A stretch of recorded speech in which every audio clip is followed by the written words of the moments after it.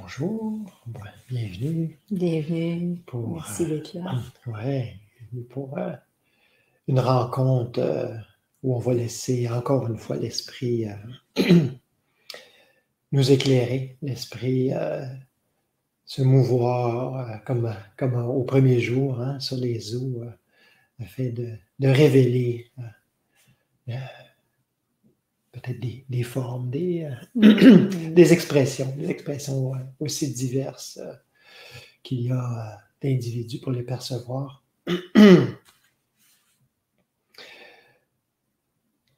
Mais toujours de la même source. Hein? Il n'y a pas différentes sources, il n'y a qu'une source. Il n'y a pas plusieurs Donc, présences. Il y a toujours un lien entre ces formes. Ce n'est pas juste des choses. Ah, ça c'est ma forme, ça c'est ma façon de voir. C'est pas. Mais l'esprit parle à chacun et à travers chacun. C'est jamais en contradiction dans l'esprit. Hein? Toujours des formes diverses mais complémentaires parce que du même être. Alors, bonjour Catherine qui nous salue. Bonjour Catherine. Toujours un plaisir de se tourner ensemble. Hein? C'est ça les dimanches ou tous les moments de méditation aussi. Hein? Oui, tous les jours, hein, on a des moments où on se réunit et vraiment on sent ce lien-là dans l'invisible hein, qui est en partie visible parce qu'on médite ensemble à l'écran comme ça, mais en silence. Puis en tout cas, moi, je sens vraiment, puis je le partageais à Marie-France cette semaine, je disais, je sens vraiment qu'on passe plein de temps ensemble, mais pas, en tout cas pour moi, j'ai pas l'idée de l'écran ou de la distance du tout. Là, j'ai vraiment l'impression qu'on est là, assis ensemble quelques fois par jour. C'est une réalité hein, dans l'esprit. On est tournés ensemble. C'est comme si on forme un cercle et on est tous tournés vers le centre, ce même centre. Il y a des moines, des moniales qui se voient moins souvent que ça. Entre eux. Ils se voient aux offices, mais je dis, mais sinon, il y a beaucoup de solitude dans certaines règles. Ils sont très, chacun de leur côté. Et puis, alors c'est un peu comme ça dans le fond. Hein? On se donne des moments, puis on vient se réunir. Mais c'est ça, je pense que la beauté puis la force de ça, c'est que c'est dans le silence. C'est pas dans... Parce qu'il y en a des paroles ailleurs, il y en a aujourd'hui, on a, comme je le mentionnais hier, dans le groupe d'études, je ne sais pas si on le réalise, là, mais on a 6 rencontres par mois où l'esprit se manifeste. Circule entre nous, hein, parce que où il y a des enseignements. Autant en apparence, il y a quelqu'un qui émet, puis il y a quelqu'un qui reçoit, mais on est tous... en réalité, il n'y a pas d'émetteur ni de receveur. Chacun est émetteur, chacun est receveur. C'est vraiment... Il ne faut pas se fier aux apparences.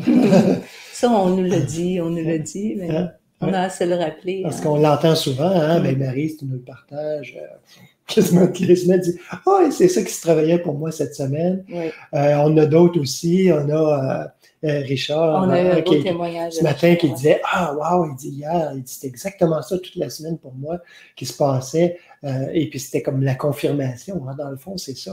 Dans le fond, c'est comme si on vient chercher, et je dis on, hein, je nous inclus là-dedans parce que nous aussi, on vient chercher une confirmation de « Ben oui, hein, c'est vraiment l'esprit qui parle. » Puis c'est une confirmation aussi quand l'autre dit « Ben, écoute, moi aussi, ça se passait, puis c'était exactement dans le même thème. » Même esprit de vérité. On voit l'unité là-dedans, puis c'est vraiment fascinant de voir j'allais dire ces petits miracles, mais en fait, un miracle, c'est jamais petit, mais ces miracles-là qui se produisent, non pas juste une fois de temps en temps, ou ça, on dit ça s'est passé il y a 2000 ans, puis ça se passe plus maintenant. Il y en a qui croient ça vraiment, hein? Je ne sais pas, ils se disent chrétiens, puis ils disent écoute, ça, c'est arrivé dans la Bible, mais maintenant, il n'y en a plus de ça. Là. Alors là, on s'établit vraiment dans une croyance. Hein. C'est comme, il faut croire ce qui est arrivé là, sans mais c'est séparé preuve aujourd'hui. C'est séparé de nous. Hein. Alors que ben, on pourrait dire, oui, c'est vrai, c'est plus là dans le sens que ça va se révéler sous de nouvelles formes aujourd'hui, mais le même esprit de vérité, hein, qui fait que dans une même semaine, des choses se sont dévoilées en nous de cet esprit de vérité et d'une façon très, très similaire en d'autres. Et on l'a vu dans des époques aussi, des gens qui n'avaient aucun moyen de communiquer, ça se communique, aucun moyen de communiquer ensemble, que ce soit au Japon, en Asie. Justement, Japon, Italie, hein, à peu près à la même époque, hein, Maître Dogen, grand maître zen, beaucoup de similarités avec François d'Assise. Alors, sur plusieurs points, il y a eu un livre qui est écrit là-dessus. Il y en a d'autres aussi, je ne me souviens plus. Là, il y avait, j'étais très friand de ça à un moment donné, de ces similarités-là. Je trouvais, wow! Dans mon époque de comparaison, bouddhisme et christianisme, où c'était ma façon de comprendre, là, parce que j'étais là. Mais, ouais, alors, il y a plein de parallèles. Ben, Maître Eckhart, évidemment, avec tout le courant du zen japonais. En fait, c'est drôle parce que c'est comme ça que je l'ai connu, Maître Eckhart. Non pas Eckhart Tolle, mais Maître Eckhart du haut Moyen-Âge allemand, un grand mystique, qui est cité par plein de maîtres zen. En fait, c'est comme ça que je l'ai connu à travers les écrits zen, qui disaient, écoutez, dans le christianisme, ce qui s'approche le plus du zen, mais en fait, c'est plus que s'approcher, c'est presque du mot à mot pour certains passages. C'est Maître Eckhart. Ça m'avait vraiment interpellé. Puis j'étais allé voir, puis je suis resté accroché depuis là. Hein. Écoute, et c'est par là qu'on a connu la voie infinie. Hein. C'est ça. Aussi. Mais oui, Maître Eckhart a été un vecteur. Un carrefour. Oui, c'est vrai. Enfin, on va arrêter les anecdotes. On va rentrer dans notre. C'est bien le fun, hein, quand même, de voir tout ça. C'est vivant, en fait. On voit que c'est vivant, puis c'est aujourd'hui. C'est pas juste parce qu'on peut se raconter bien des histoires du passé, puis des belles histoires, puis des histoires de saints, puis de ci, puis de ça. Puis c'est intéressant. Inspirant, ben oui, c'est inspirant, c'est en autant qu'on voit que c'est une réalité d'aujourd'hui, que l'esprit qui s'est révélé en eux, c'est le même esprit qui est le nôtre. Hein? L'esprit, le seul. Seulement... il se réalise dans une certaine mesure chez l'un ou chez l'autre. Alors, on va laisser justement la parole s'actualiser pour nous aujourd'hui. Ouais. On va continuer le sermon sur la montagne. Et puis, c'est drôle, ça vient je viens de réaliser que, parce que j'allais dire, c'est le sens qu'on a aujourd'hui de cette parole-là. Hein? Peut-être qu'on le referait la semaine prochaine, le mois prochain, l'an prochain. Puis, ça pourrait être des choses... Ça ne sera pas le contraire, mais ça pourrait être vraiment un angle différent. Ouais. Et alors, il ne faudrait pas prendre ces... peut-être, je ne sais pas, peut-être que... Par exemple, si on faisait un transcript de cette rencontre-là, puis dire, OK, puis après ça, on va étudier ce qui a été dit comme commentaire. Hein, puis dire, c'est ça. Ben, oui, c'est un aspect, mais pas c'est ça. Puis la même chose pour les étudiants de la voie infinie. Je sais que c'est beaucoup qui écoutent, ce sont les étudiants de la voie infinie. C'est la même chose avec les enseignements de Joel Goldsmith, hein, des révélations d'esprit à travers lui. Il ne faut pas les prendre, en fait, il le dit lui-même, il ne faut pas prendre les textes et les mémoriser, ça ne va rien vous donner. Parce que ça, c'est la révélation du moment.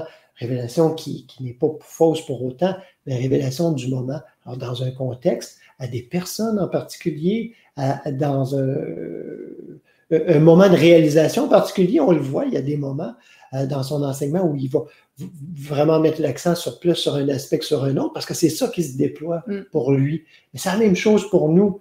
Pour nous, ici, quand on partage, mais aussi pour vous, à chaque fois que vous méditez, où il y a des périodes, des fois peut-être pendant une semaine, 2 semaines, 3 semaines, 1 mois, 6 mois, 1 an, il y a un thème qui est récurrent, qui revient. Par exemple, je dis l'humilité. Hein, on en a parlé beaucoup ces temps-ci, ça semble être comme un sous-thème en tout cas. Alors ça revient, et ça s'approfondit. On le voit. Tout à coup, on dirait qu'on le voit à chaque page. On le voit partout. Oui, c'est ça que dans les enseignements Ouais. de la voix infinie aussi, on fait comme oh, hey, c'est là, c'est là. Écoute, il parle juste de ça.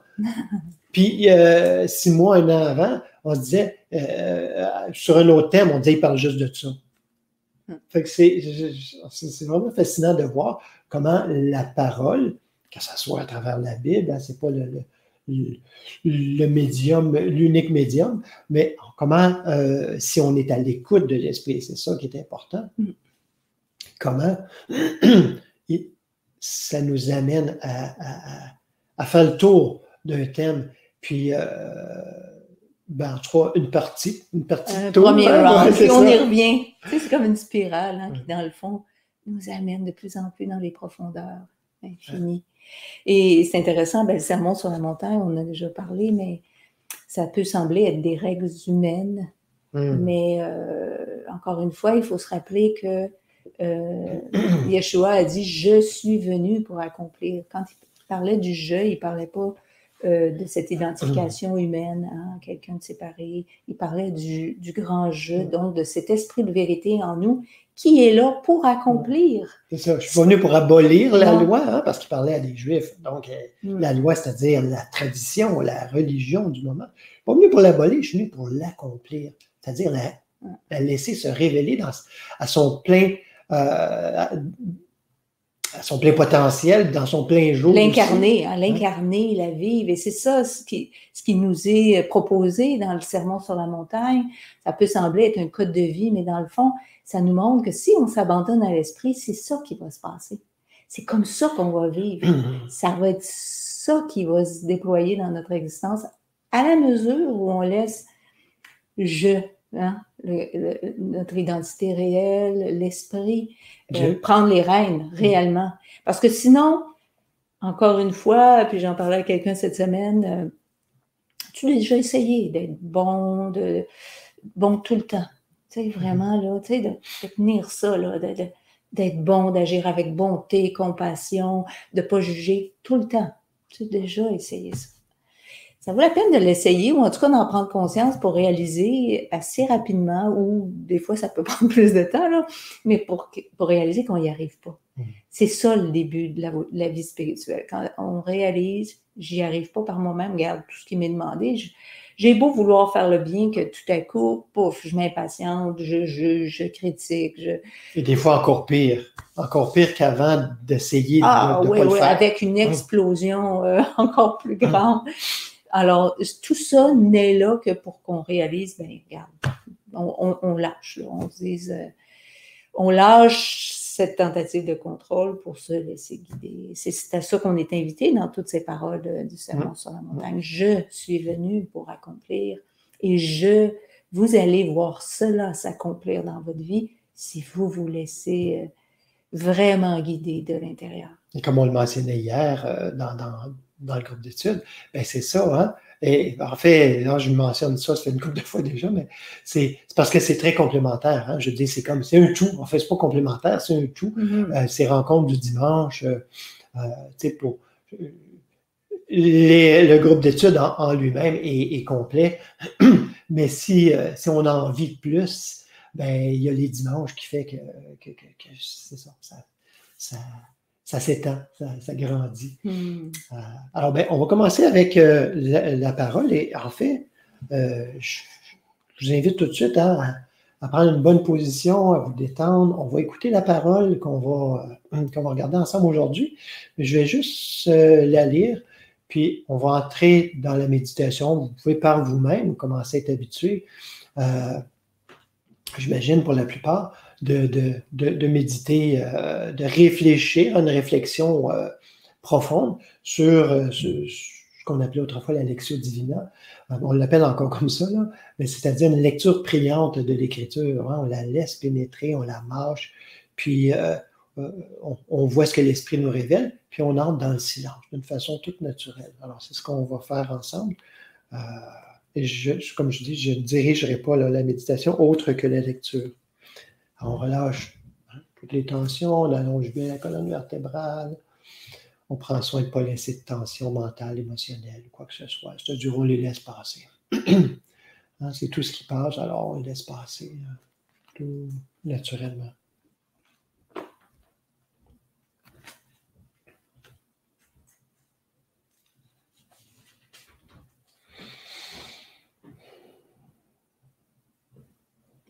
Gardez-vous de pratiquer votre justice devant les gens, pour être vu par eux.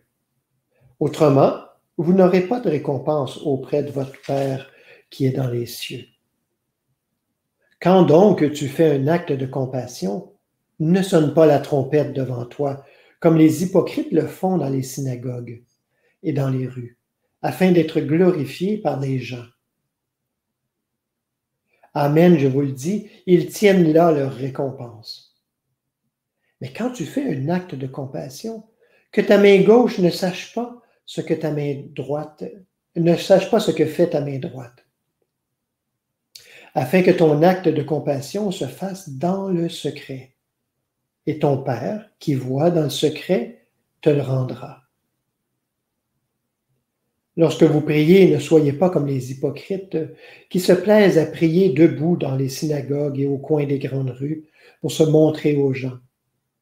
Amen, je vous le dis, ils tiennent là leur récompense. Mais toi, quand tu pries, entre dans la pièce la plus retirée, ferme la porte et prie ton Père qui est dans le secret.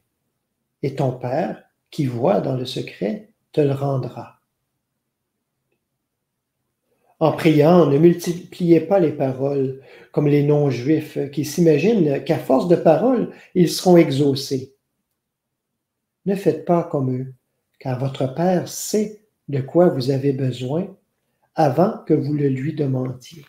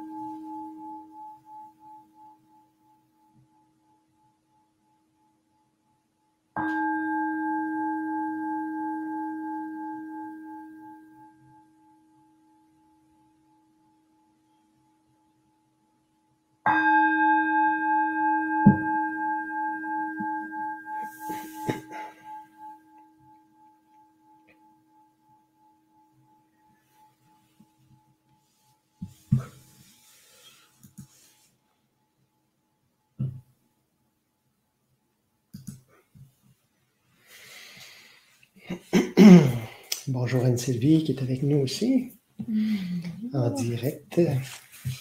Ah, mais peu importe, hein? Vous allez toujours être en direct en le regardant. Hein? Est-ce qu'on peut juste être en direct avec l'esprit? Alors, allez pas croire qu'on fait un jeu de caméra pour faire croire qu'on est en train de se transfigurer. C'est le soleil. Je vois ça ici, là. Je vais voir si on peut peut-être ajuster un petit peu. Alors, c'est le soleil qui... Hein, changement d'angle avec les saisons qui nous éblouit à partir du plancher.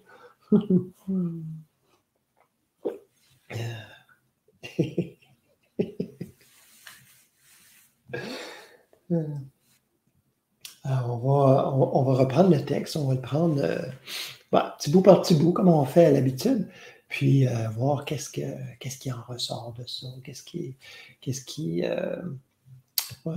pas qu'est-ce qui ressort du texte, mais qu'est-ce qui ressort, qu'est-ce que l'Esprit nous dit à travers ça, qu'est-ce que le divin, le Christ à l'intérieur. Voyez ce que ça vous dit aussi. Pour ceux qui sont en ligne, gênez-vous pas si vous avez des commentaires, la colonne de droite est là pour ça. Si vous avez des questions, vous avez en bas de votre page Ask a Question. Vous cliquez là-dessus, vous écrivez votre question, puis à la fin, on prendra un petit moment pour les questions aussi. Alors, ça permet que ça soit un petit peu plus interactif. Alors,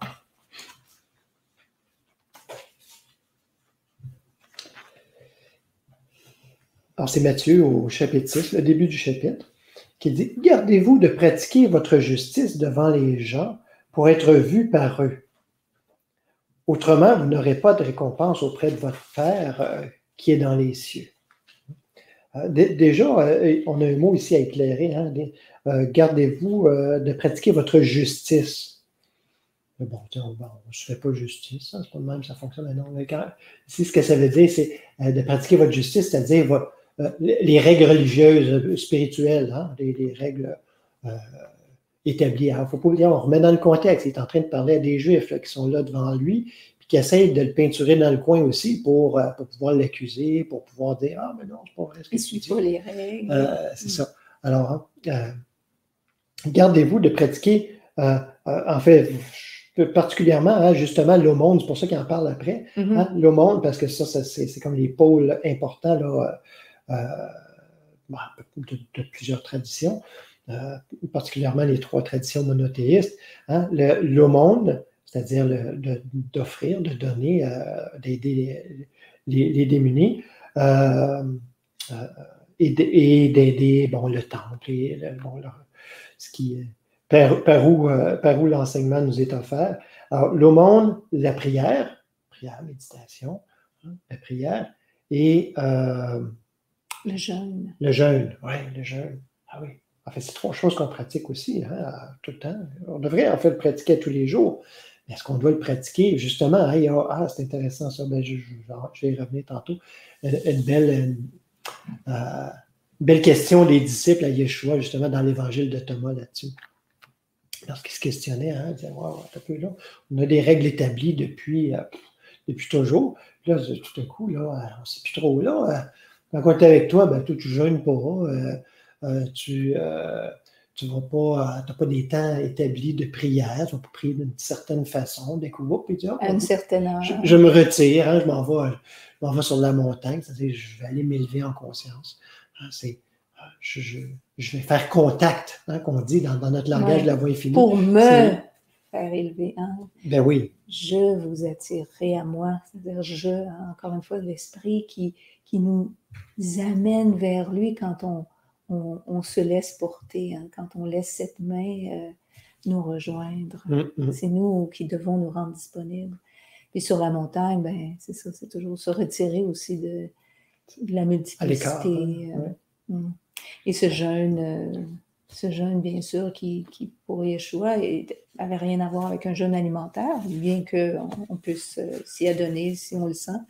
Mais jeûner, donc, de pensée, d'inquiétude, de soucis, de stratégie, de planification rigide, hein, de se laisser toujours... Il ne reste plus grand-chose, hein, quand on jeûne de tout ça, de critique, de jugement, Non, je ne vais pas juger par les apparences. Non, je vais pas penser que je peux moi-même interpréter la scène, que je peux moi-même voir ce qui est juste, ce qui est vrai. Non, je laisse tout ça, je laisse l'esprit qui en seul juge. Donc,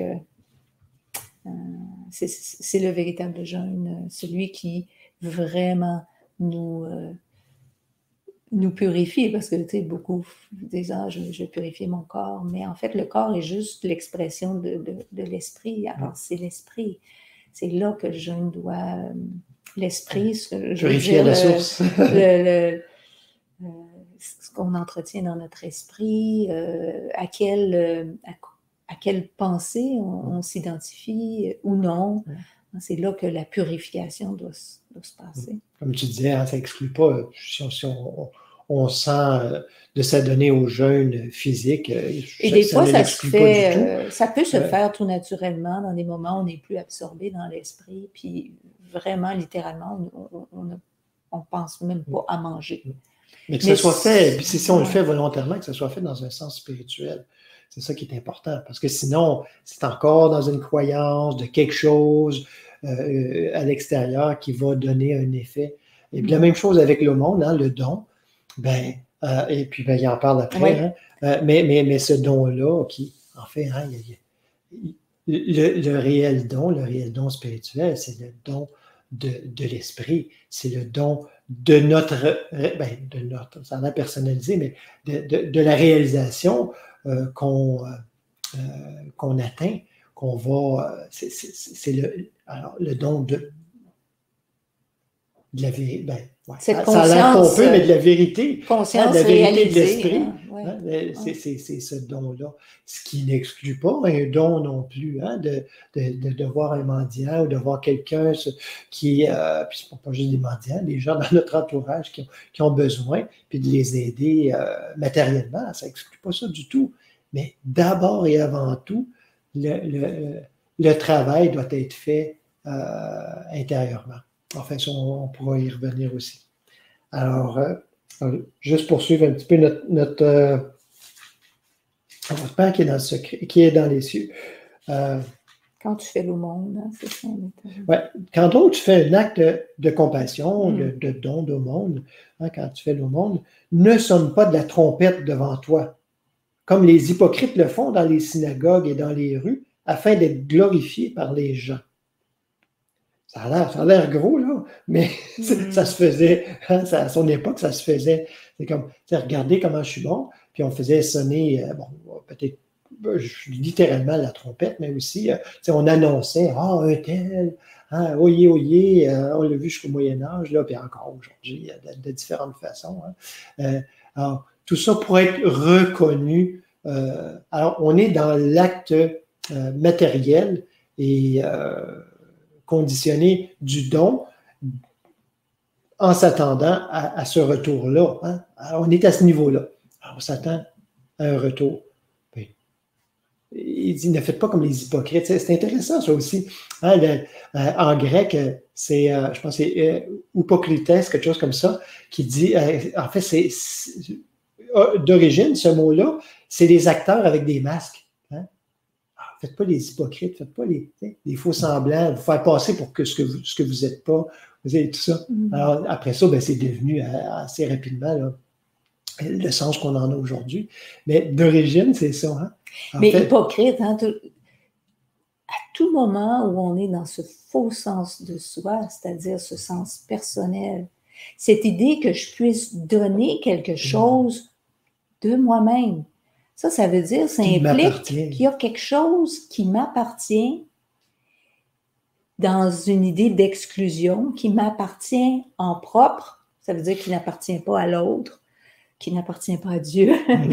Alors, voyez-vous l'orgueil de ça. Et ça, c'est important. Puis, encore une fois, je suis orgueilleux, ça sera encore une fois s'attribuer quelque chose personnellement. Non, mais de réaliser cette belle parole, la terre est au Seigneur et tous ceux qui y habitent, tout ce qui s'y trouve.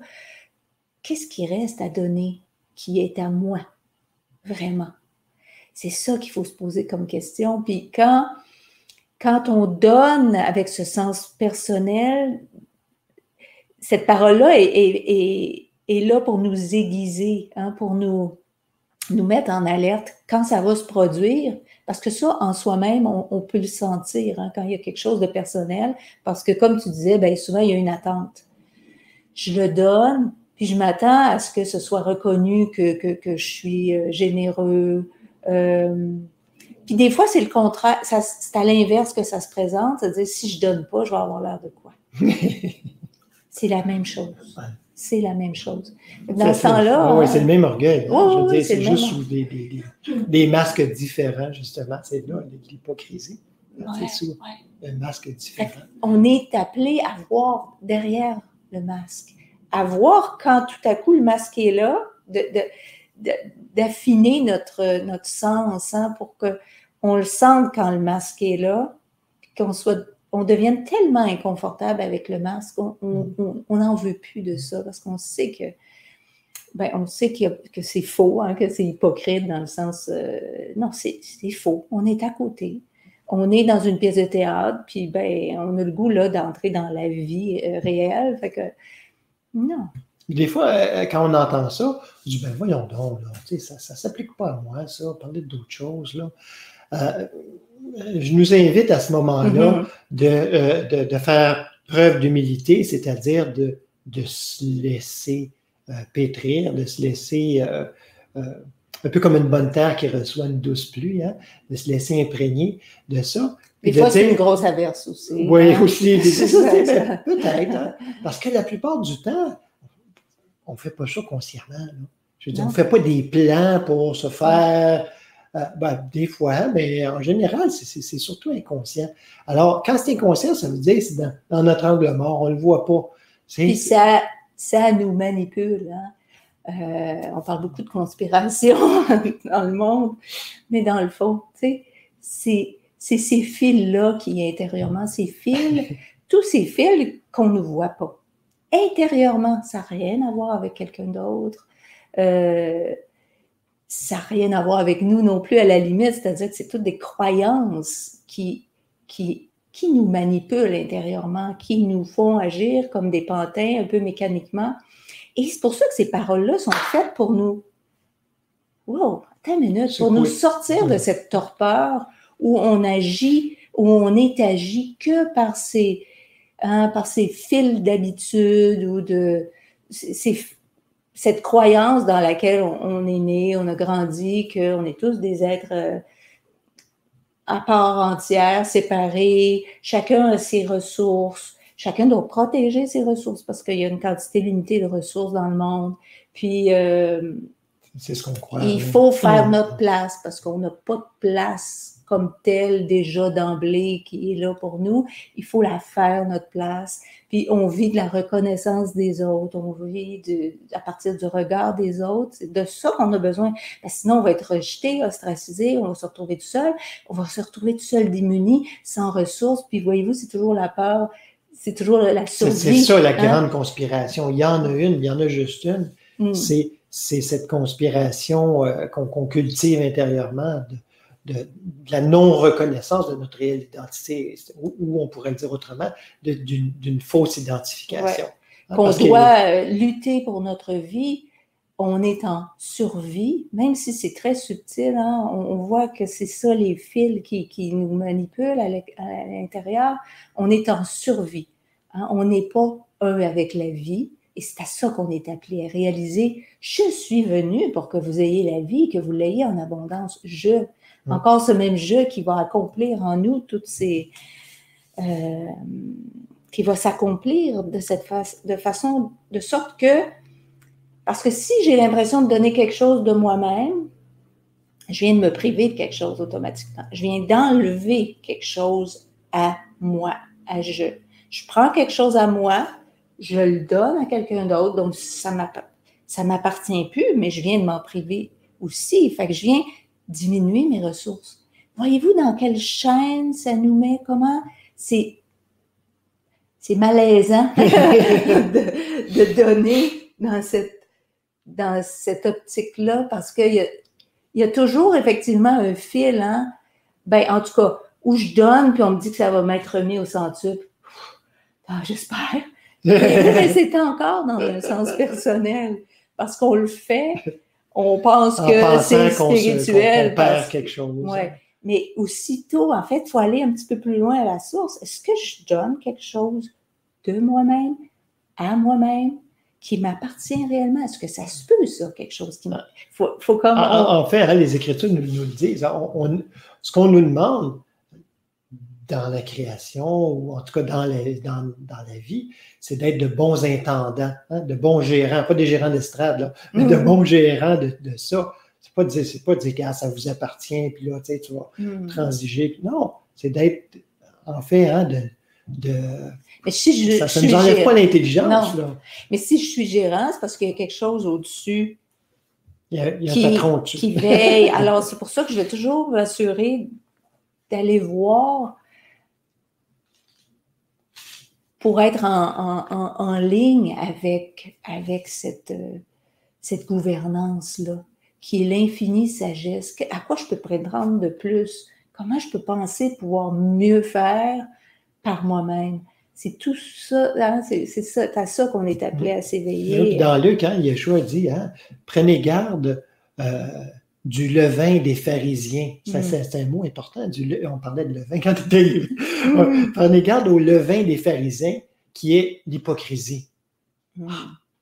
C'est un levain. Hein, l'hypocrisie, en fait, comme je vous dis, là, la plupart du temps, c'est inconscient. Mais justement, quand on met le levain, là, ça devient comme invisible, hein, dans notre pâte. Là.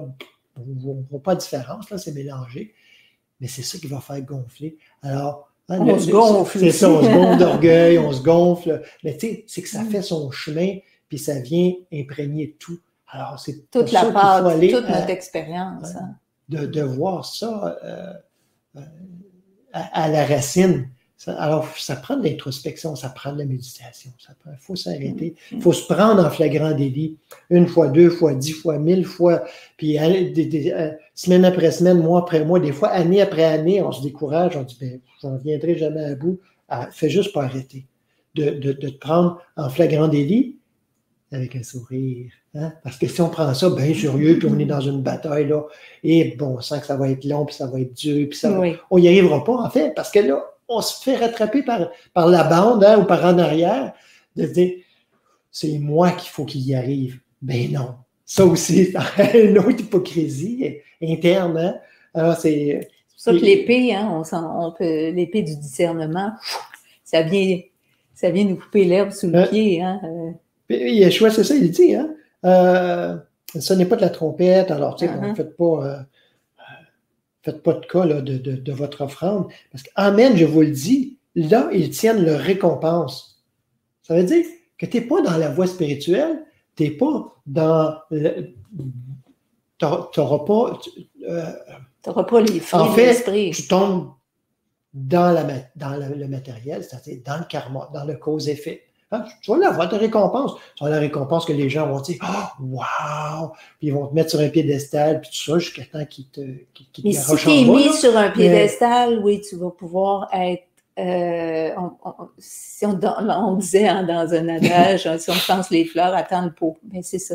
Dans le cause à effet humain, une chose, un bien ne vient pas sans son opposé. Ben, un exemple très, très, très actuel, là, je veux dire, ben, c'est même un petit peu passé, là, mais avec ici au Québec, Premier ministre Legault, hein, qui a pris, en tout cas, c'est ce qu'on disait au début, hein, il a pris des bonnes dispositions pour la pandémie et tout ça, avec le docteur Arruda, puis wow, puis comme on est chanceux, puis comme ils sont merveilleux. Ils étaient glorifiés. Ça a pris à peu près 2-3 semaines. Ça n'a pas été long.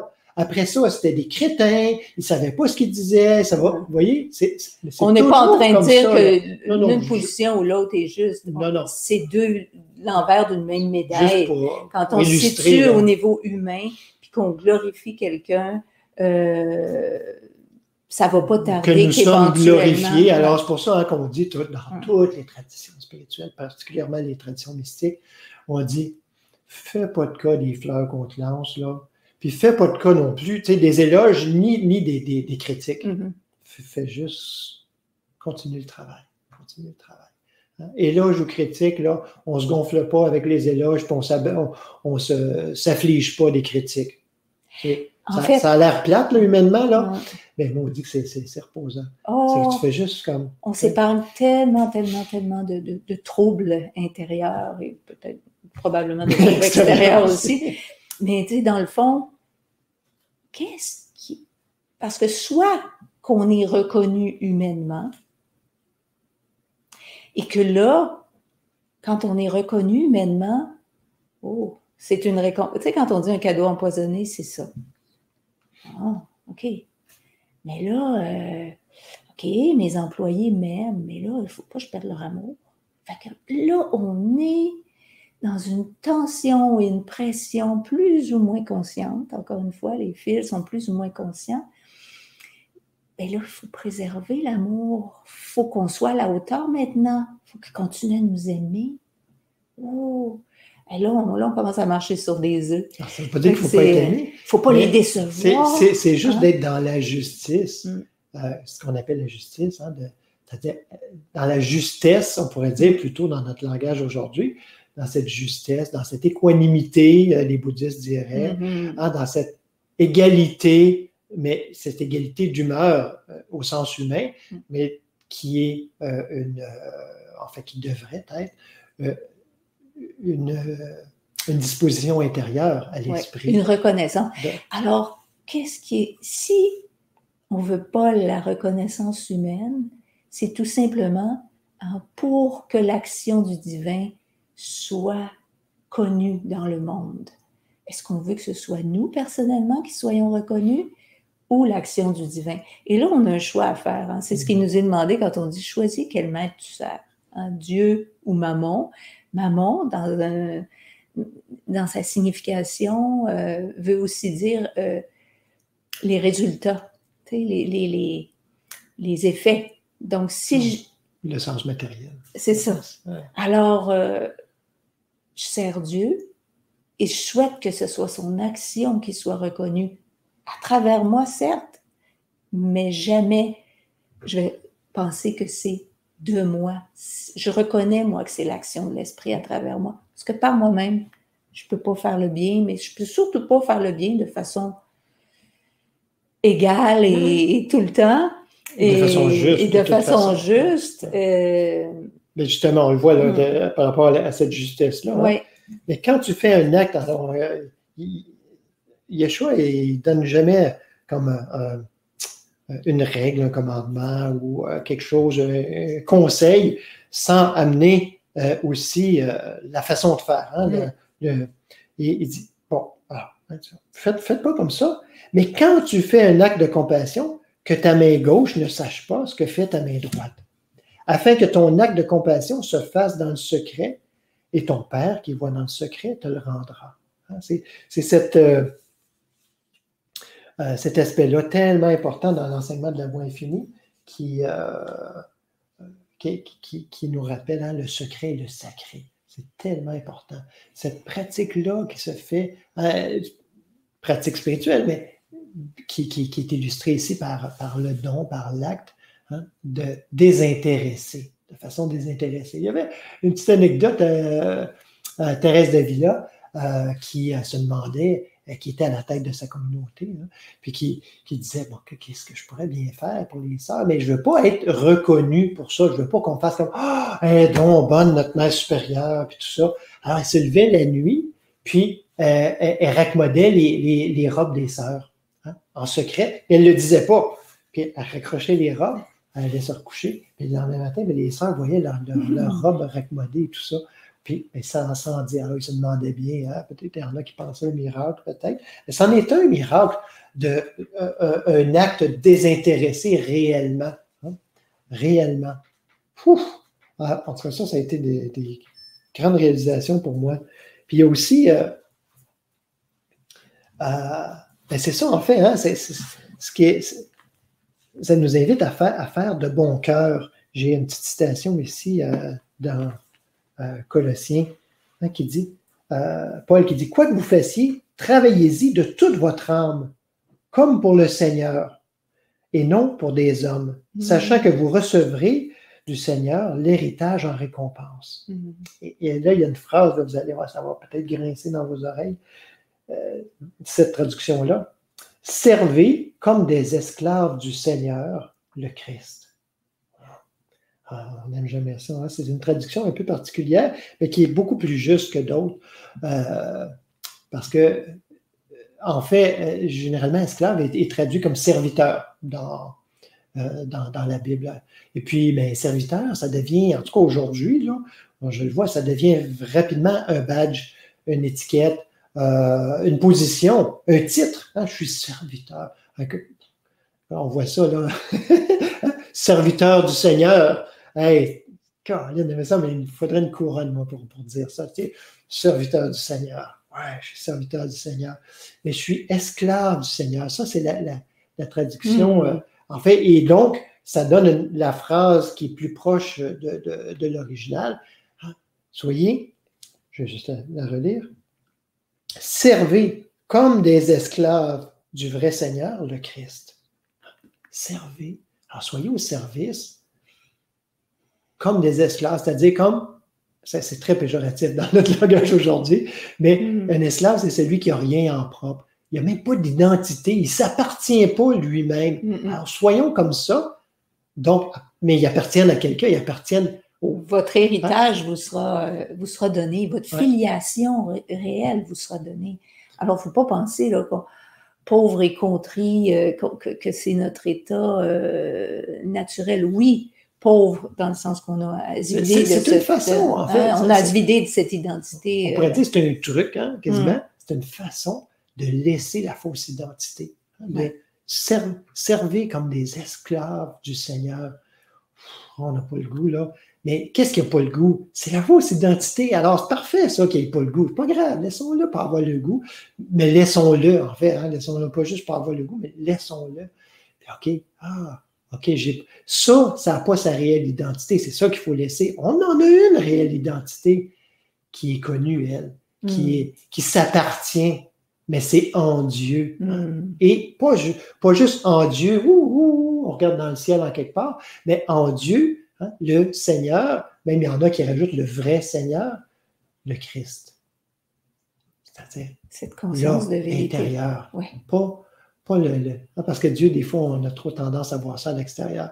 Alors, tandis que le Christ, en tout cas, dans l'enseignement qu'on partage, j'espère que ça devient évident pour vous. On ne parle pas de quelque chose on ne parle pas de Yeshua, même si ça ne l'exclut pas, parce qu'on ne peut pas le dire. Yeshua est l'expression visible de cette conscience qui était réalisée. Pleinement.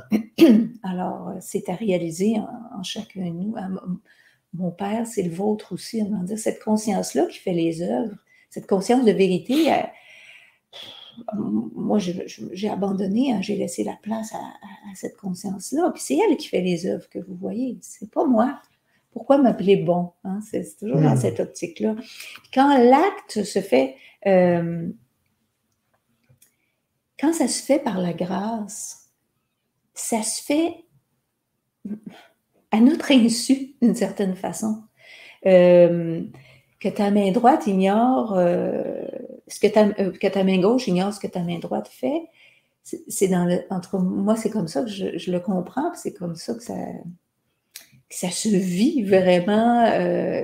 Quand je vois ça se déployer, ça se fait. Je le sais que c'est pas moi. Et aussi, dans le sens que ça ne passe pas par un processus de pensée, de planification, de stratégie.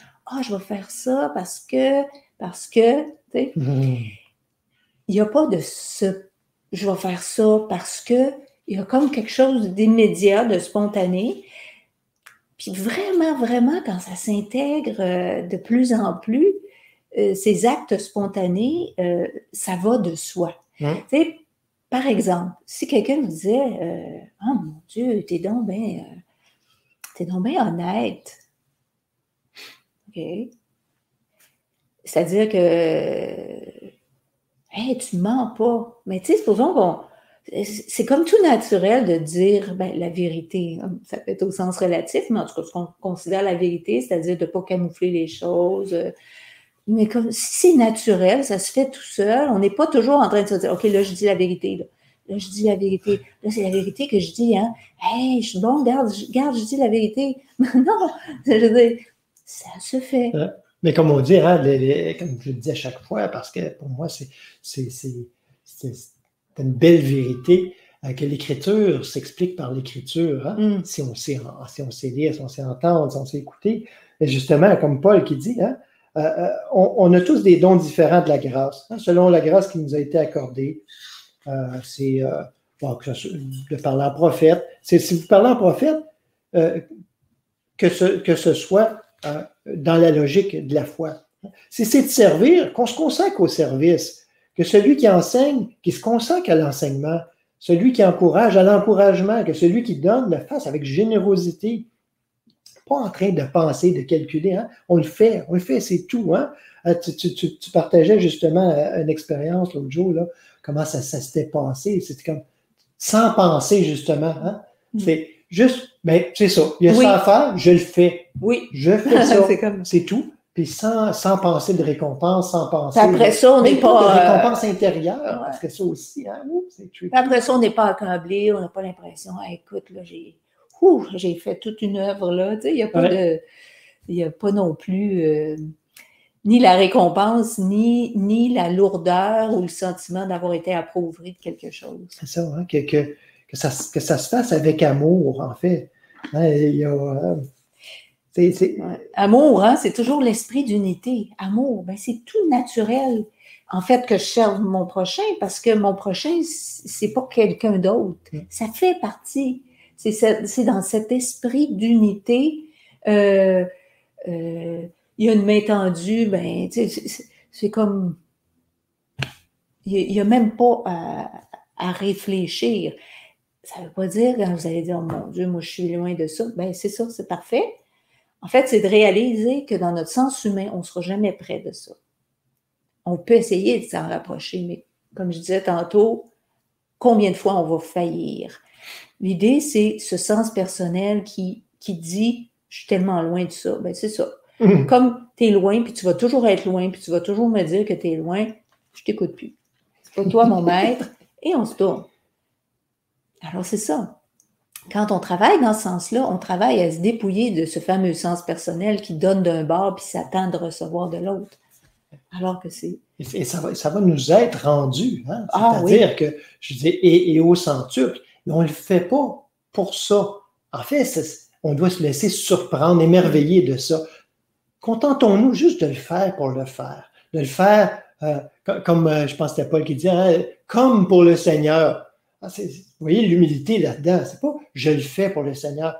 Faites-le comme si c'était pour le Seigneur. Tu sais, déjà, approchez-vous tranquillement, là, tu sais, sans trop, je veux dire, sans tambour ni trompette encore une fois, puis dites « OK, je vais faire comme si c'était pour Dieu. Hein, » une approche, on voit, avant d'être capable de dire « je le fais pour Dieu ». En fait, on ne le fait pas pour Dieu. Dieu n'a pas besoin de rien.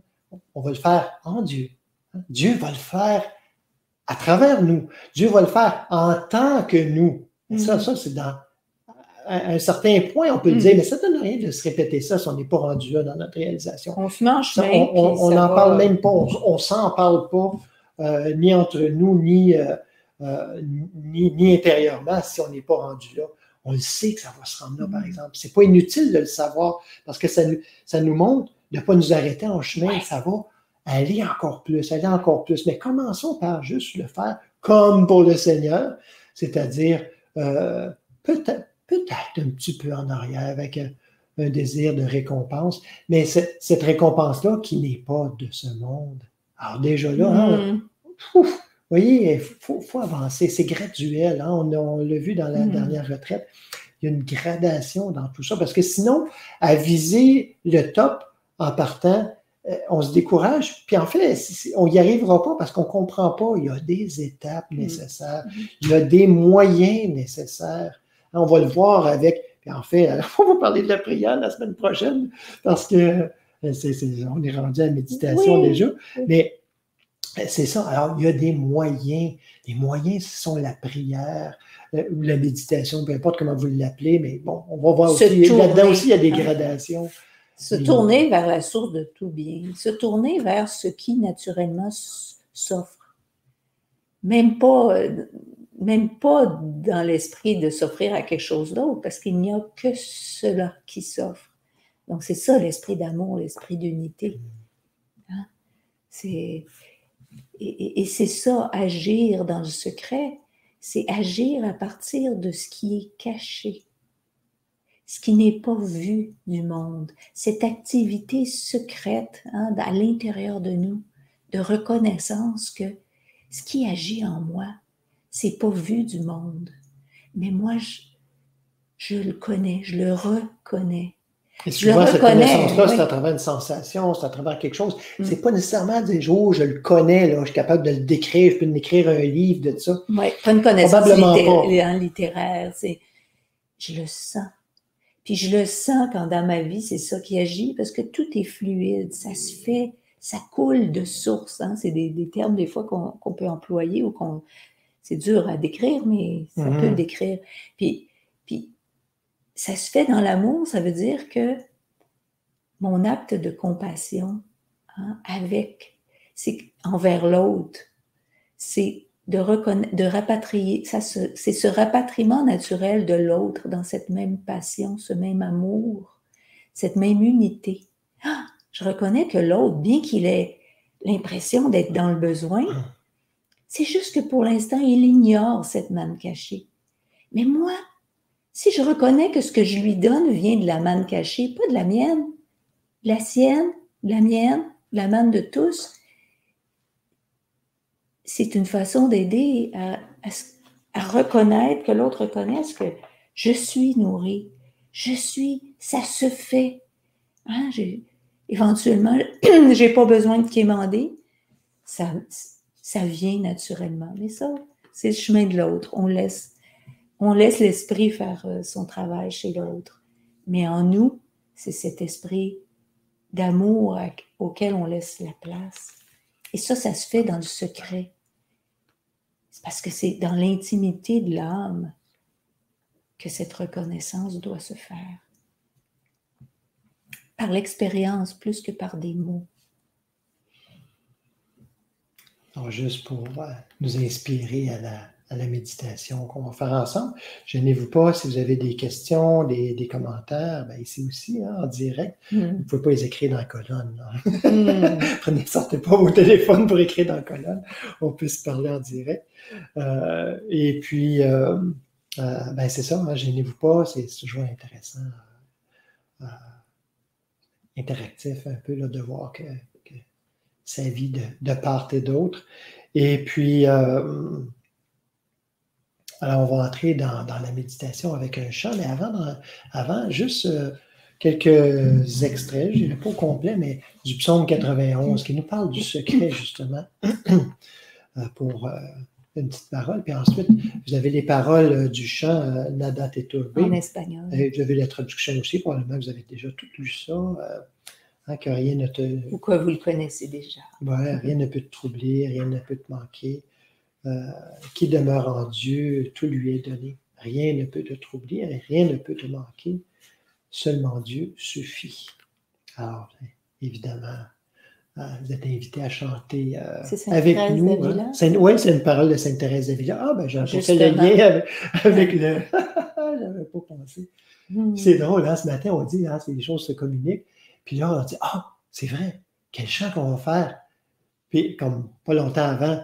Puis là, bon, Marie-France faisait des petites choses là-bas, je faisais des petites choses ici. Puis là, d'un coup, je dis, écoute, il y a juste un chant, moi, puis qui me tourne là, depuis qu'on a dit ça. C'est Nada te turbe. Elle m'a dit, voyons donc, elle dit, c'est ça que je chante dans ma tête depuis tantôt. C'est tout à fait normal. Il n'y a pas de mystère là-dedans. Alors, on prend une bonne position, on s'installe. On va écouter les quelques paroles qui vont peut-être nourrir notre méditation. Peut-être que ce sera les paroles du chant, peu importe. Mais laissons-nous nourrir par l'esprit avant tout. Celui qui habite au secret du Très-Haut repose à l'ombre du puissant. Je dis au Seigneur, mon abri et ma forteresse, mon Dieu, en qui je mets ma confiance.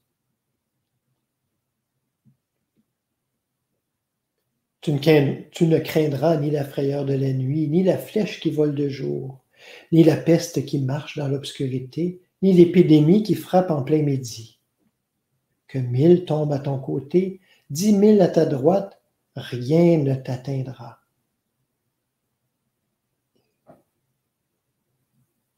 Car tu es mon abri, Seigneur.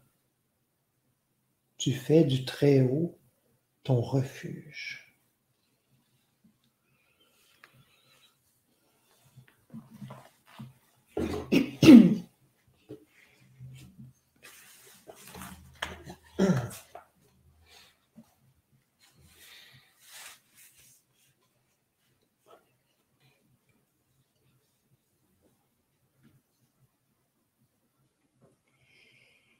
Nada te turbe, nada te espante, quien a Dios tiene, nada le falta, nada te turbe, nada te espante, solo Dios basta. Nada te turbe, nada te espante, quien a Dios tiene, nada le falta, nada te turbe, nada te espante, solo Dios basta. Nada te turbe, nada te espante, quien a Dios tiene, nada le falta, nada te turbe, nada te espante, solo Dios basta. Rien ne peut te troubler, rien ne peut te manquer, qui demeure en Dieu, tout lui est donné. Rien ne peut te troubler, rien ne peut te manquer, seulement Dieu suffit.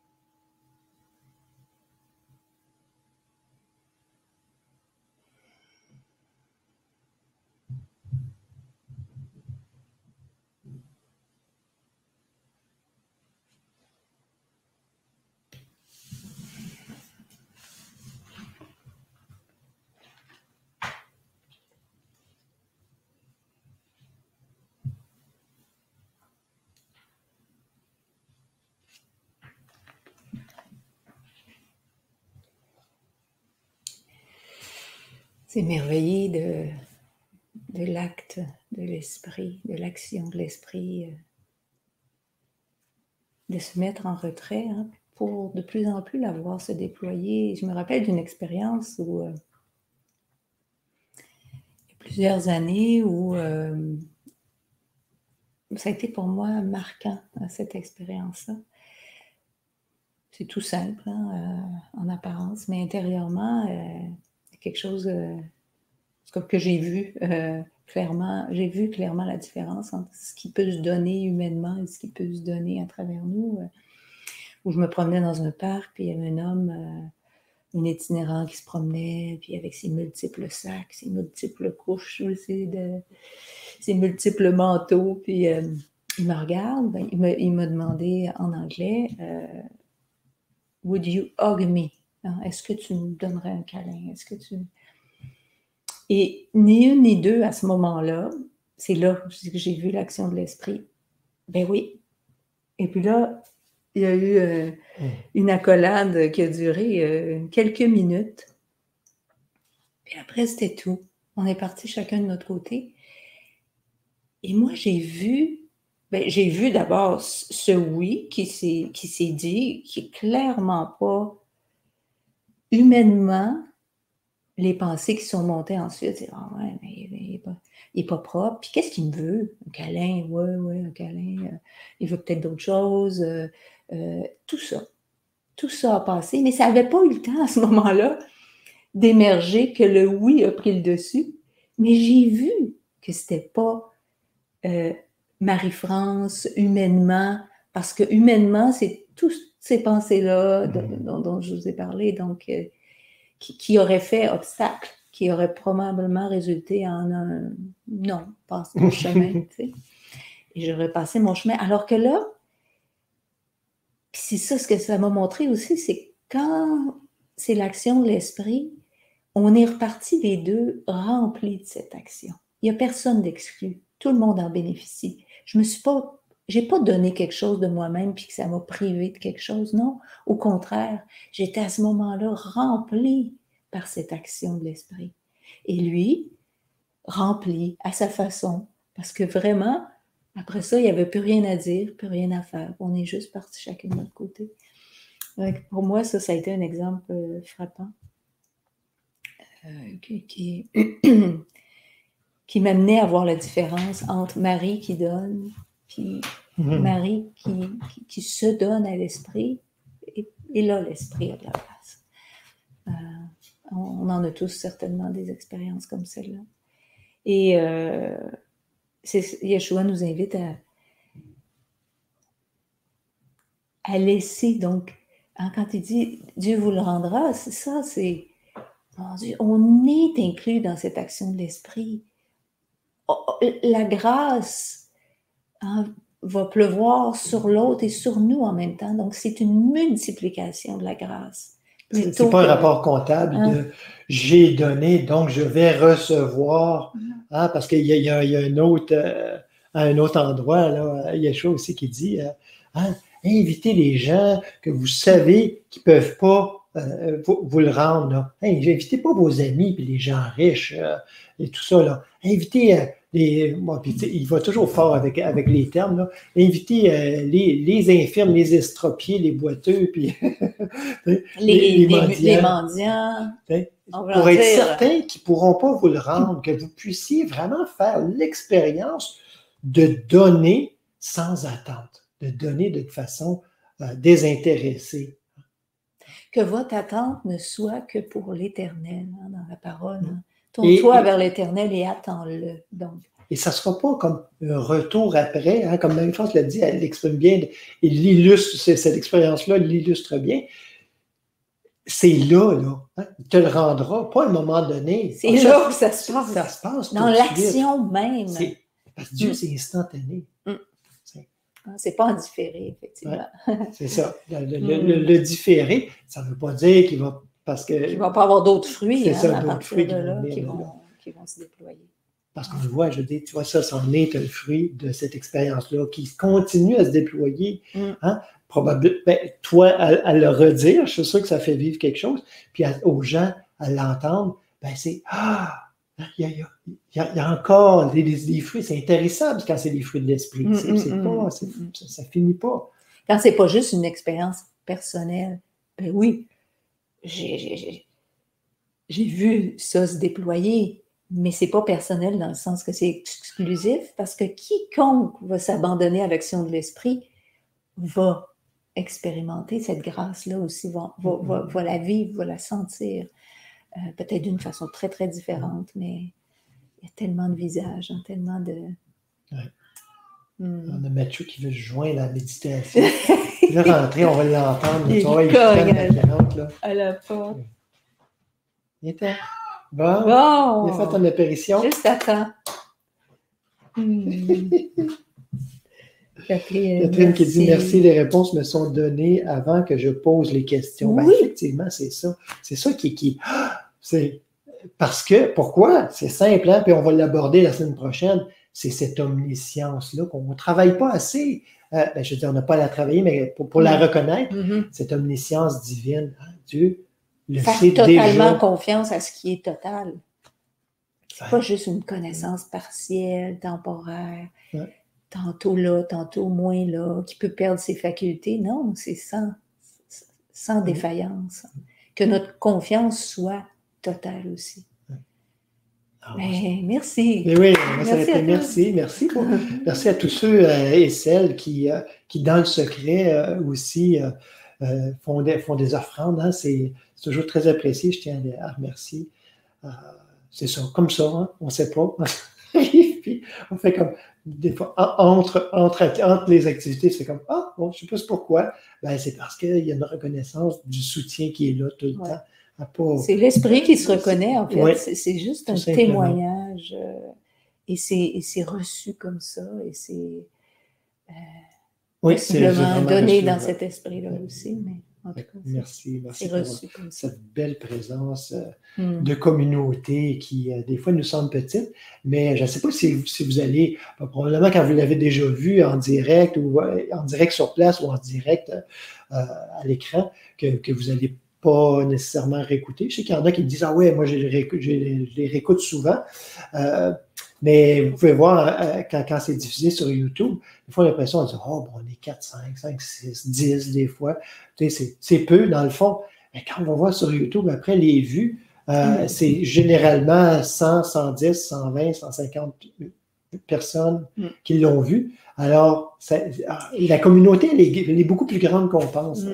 Puis aussi, cette communauté qui s'élargit, parce que quand on prend ces paroles-là dans notre conscience, qu'on les laisse, hein, comme Anne-Sylvie qui dit « Merci, c'est si nourrissant », qu'on laisse cette nourriture réellement nous donner force et vigueur d'action dans l'esprit, bien, ça fait des petits. Fait que la communauté s'élargit aussi par tous ceux qui vont bénéficier de cet élan, de cette action de l'esprit qui va pouvoir s'exprimer de plus en plus. Si vous avez comme Anne-Sylvie qui dit, qui exprime que c'est nourrissant, ben, si vous avez senti ça nourrissant, gênez-vous pas non plus pour le partager à des gens qui vous savez qui vont l'accueillir aussi. Qui ont faim de ce genre de nourriture, ben oui, parce que c'est pas...